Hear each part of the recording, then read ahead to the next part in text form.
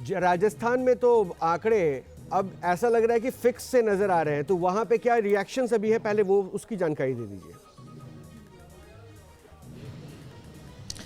रोहित, बिल्कुल रिएक्शंस आने शुरू हो गए क्योंकि जहां पर मैं मौजूद हूं पीछे काउंटिंग सेंटर है और ऐसे में जो समर्थक हैं, जो कार्यकर्ता है, वो अपनी नारेबाजी कर ही रहे। लेकिन फिलहाल ताजा अपडेट बता दें कि 108 सीट पर भाजपा आगे चल रही है और कांग्रेस डेफिनेटली पीछे है। यहां पर 78 सीट और अदर्स को 14 सीट है।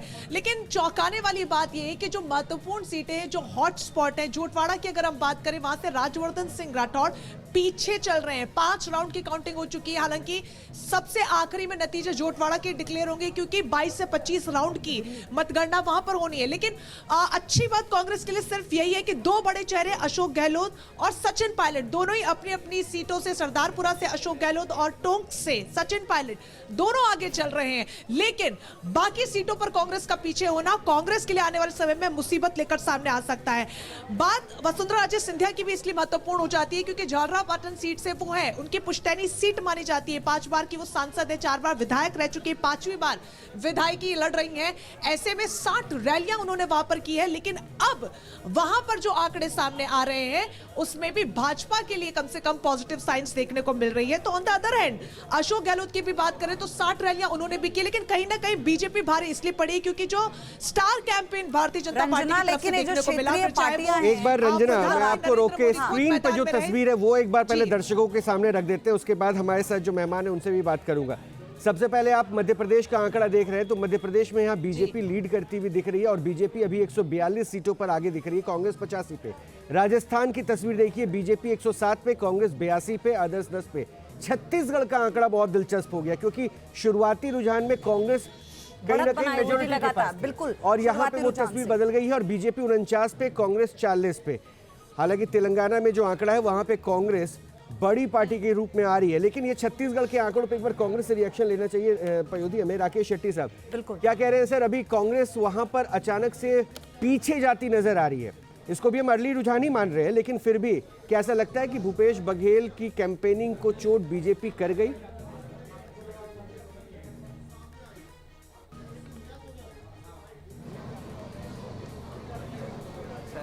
मैं जो छत्तीसगढ़ का देख रहा हूँ कि आप भी देख रहे हैं कि नेक टू नेक फाइट दिख रहा है छत्तीसगढ़ में। ओवरऑल अगर आप मुझसे पूछोगे, चारों राज्य का जो रिजल्ट है वो सरप्राइजिंग है, हमारे लिए भी बहुत बड़ा झटका है। तेलंगाना में हम जीत रहे, वहाँ पे हमने सरकार बना देंगे, बट छत्तीसगढ़ का जहाँ तक सवाल है मुझे लगता है कि नेक टू नेक फाइट है और थोड़ा देर में वो साफ होगा। राजस्थान, हाँ ये एक पेंडुलम स्टेट है, हर बार यहाँ पे सरकार फ्लिप होती है।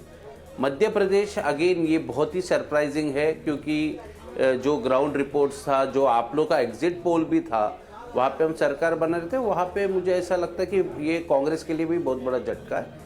मगर मैं फिर कहना चाहता हूँ कि 12:30-1 बजे के आसपास हमें कुछ उम्मीद है कि वहाँ पे कुछ अलग रिजल्ट दिखने को मिले। जी सर, एनके सिंह सर इस पर आऊंगे आपके पास, लेकिन इसी बीच एक बड़ी अपडेट आपको बता दें। इलेक्शन ब्रेकिंग क्या है, सुबह 10 बजे तक 4 राज्यों के रुझान आपको हम बता रहे हैं। अब तक का जो अपडेट है, चुनाव आयोग की वेबसाइट पर सभी राज्यों के रुझान इस वक्त आ चुके हैं। इन चारों राज्यों के, छत्तीसगढ़ में बीजेपी 23 और कांग्रेस 18 सीटें इनके खाते में जाती हुई दिख रही हैं। रुझान है ये अभी। और मध्य प्रदेश में भी आंकड़ा आ चुका है। राजस्थान में बीजेपी 97, कांग्रेस 68 और इसी के साथ तेलंगाना में भी कांग्रेस 38। सुबह 10 बजे तक चारों राज्यों के रुझान आ चुके हैं। खैर, इसको तस्वीरें में और आपके साथ साझा करते रहेंगे, लेकिन एनके सिंह सर, छत्तीसगढ़ जो नेक टू नेक फाइट अभी जो हम देख रहे हैं, क्या वेट करें?